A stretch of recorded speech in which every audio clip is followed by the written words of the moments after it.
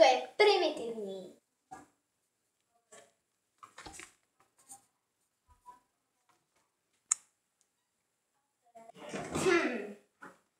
Prohlasili učení. Jaký nám dala úkol? Jo, tady to mám.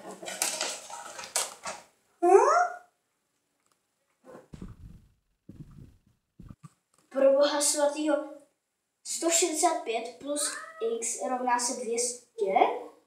Kdyby to vypočítal. Co bych dala matce k svátku matek? Růže, to je nápad. Tady ti k svátku matek dáváme růži. Jo, no tak ty jsi hodná, no. Ty si vezmeš rovna. Ježišmarja, jsem zapomněl dneska jeden svátek matek. Co by se mi asi tak mohl dát? Rovnátka, to je nápad. Mami, dívej, co jsem ti dal. No to si děláš srandu. Tvoje rovnátka.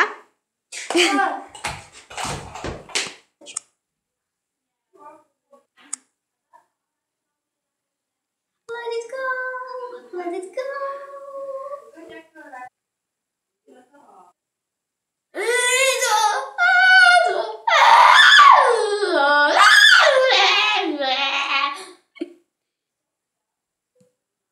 Co bych dal svému příteli na narození? Už vím! Komiks Jirky Krále, náramek Jirky Krále, podpis Jirky Krále a packu Jirky Krále. Co bych asi dal svý přítelkyni? No jo, ona má přece skřivený zuby, tam je rovnátka. Mám to něčím obalit. Papír. Hotový dárek.